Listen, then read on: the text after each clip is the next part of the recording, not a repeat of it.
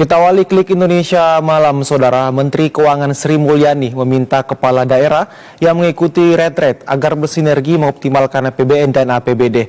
Sri Mulyani mengajak kepala daerah yang baru saja dilantik menyesuaikan dengan kebijakan efisiensi.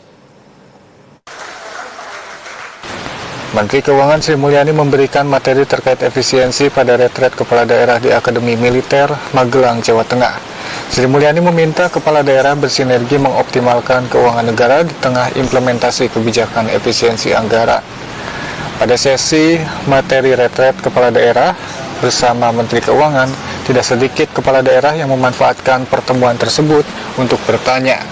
Sri Mulyani menyoroti banyak peserta retret atau kepala daerah yang mempertanyakan pelaksanaan efisiensi anggaran. Oleh karena itu, kepala daerah yang baru saja dilantik harus menyesuaikan dengan kebijakan tersebut. Enggak, tadi saya menyampaikan sesuai dengan tadi Pak Mendagri materi mengenai APBN dan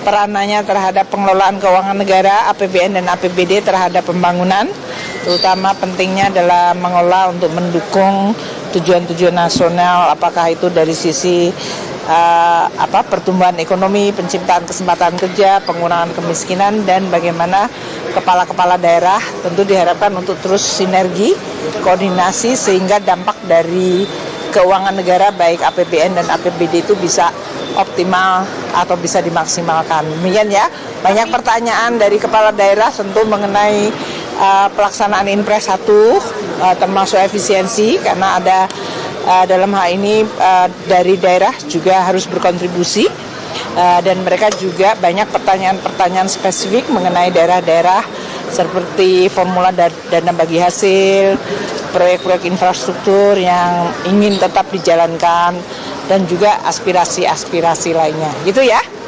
Selain berbagi pikiran terkait penerapan kebijakan efisiensi anggaran, Menkeu Sri Mulyani juga menyampaikan sejumlah materi terkait kebijakan keuangan negara dan pertumbuhan ekonomi, agar visi dan misi pemerintah dalam bidang ekonomi bisa sejalan dengan program para kepala daerah di wilayahnya.